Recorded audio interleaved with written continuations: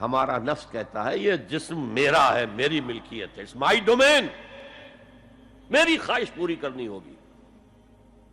جیسے اس نے کہا میں نہیں جانتا کوئی خدا ہے میرے سوا اور میرے اوپر، میں نہیں مانتا. نفس بھی کہتا میں نہیں ماننے کو تیار، کیا حلال ہے کیا حرام ہے، کیا جائز ہے کیا ناجائز، میری خواہش پوری کرو.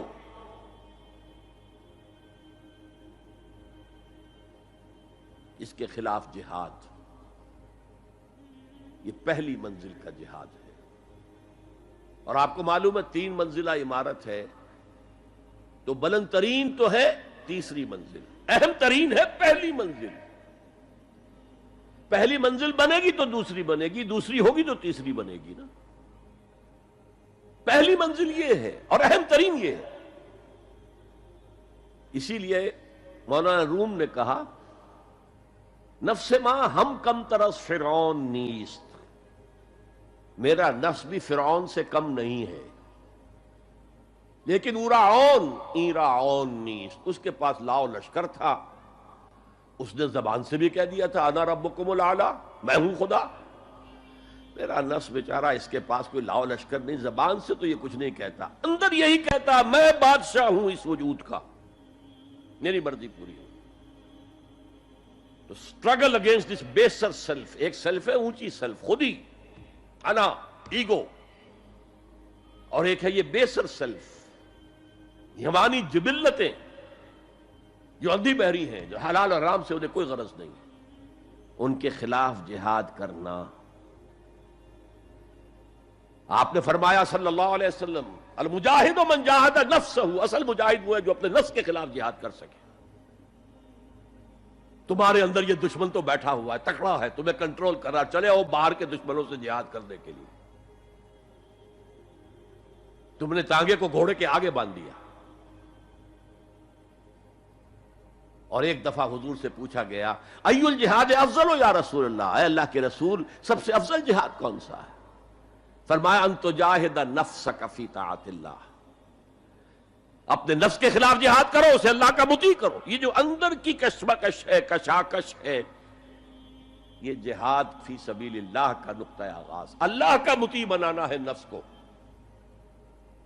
اس کے ساتھ 2 سب لیول اور ہیں. اس نفس کو بھڑکانے والی ایک قوت ہے انویزیبل، اور ویزیبل بھی ہے. انویزیبل قوت سب سے بڑی ابلیس، شیطان لعین، اور اس کے چیلے چانٹے جنات میں سے. اور ویزیبل میں انسانوں میں جو اس کے ایجنٹ ہیں، جو فحاشی کو کلچر کا نام دے، یہ اس ابلیس کے چیلے ہیں. ان کے خلاف جہاد نہیں کریں گے آپ. اگر آپ ان کے خلاف ایگریسو ایٹیٹیوڈ اختیار نہیں کریں گے تو آپ ان کے دباؤ میں آ جائیں گے. ان الشیطان لکم عدو فاتخذوہ عدوا، اے لوگو یہ شیطان تمہارا دشمن ہے، اس کو اپنا دشمن سمجھو. وہ تمہیں سبز باغ دکھاتا ہے، بدی کو مزین کر کے دکھاتا ہے، اچھے اچھے نام اس کے رکھ دیتا ہے، اور تمہیں آمادہ کرتا ہے بدی کے ارتکاب پر. نہیں، وہ تمہارا دشمن ہے. افتتخذونہ وذریتہ اولیاء من دونی، تم مجھے چھوڑ کر اسے اور اس کے چیلے چانٹوں کو تم اپنا دوست بناتے ہو. نہیں، شیطان کے خلاف جنگ کرو. اور تیسرا اس پر سب لیول کیا ہے؟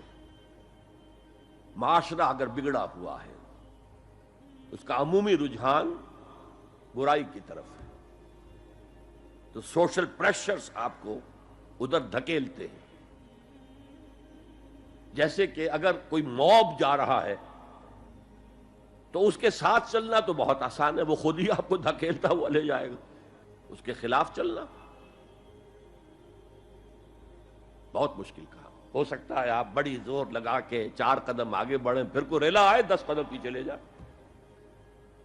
تب 2 ہی راستے ہیں، زمانہ بات و سازت تو بعد زمانہ بے ساز. یا تو پیسو معاملہ ہے، زمانہ تمہارے ساتھ سازگاری نہیں کرتا، چھوڑو تم زمانے کے ساتھ سازگاری اختیار کر لو، چلو تم ادھر کو ہوا ہو جدھر کی.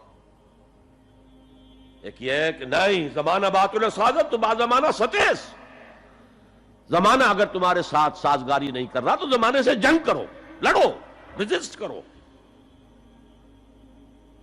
تو 3 جہاد ہو گئے فرسٹ لیول کے، 3 سب لیولز۔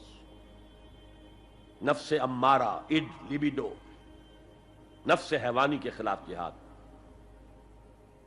اس کو بھڑکانے والے، وسوسہ اندازی کرنے والے، اس میں پھونکے مارنے والے، شیطان اور اس کی ذریت مانوی اور ذریت نسلی، جنات اور انسانوں میں جو اس کے ایجنٹ ہیں، ان کے خلاف جہاد، معاشرے کے خلاف ایک اسٹرگل۔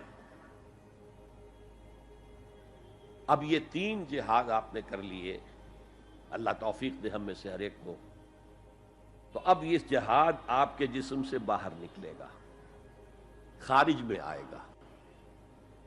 دوسری منزل ہے نظریاتی تصادم۔ اگر آپ نے ایمان کا نظریہ اختیار کیا ہے تو الحاد کا نظریہ رکھنے والے بھی موجود ہیں۔ آپ نے توحید کے نظریے کو اختیار کیا ہے تو مشرکانہ عقائد رکھنے والے بھی موجود ہیں۔ They are bound to resist۔ اس کے خلاف جہاد کرنا ہوگا، محنت کرنی ہوگی، اپنی بات کو دلائل سے ثابت کرنا ہوگا، اپنی بات کو اچھے انداز میں حسن اسلوب سے لوگوں کے دلوں تک پہنچانا ہوگا۔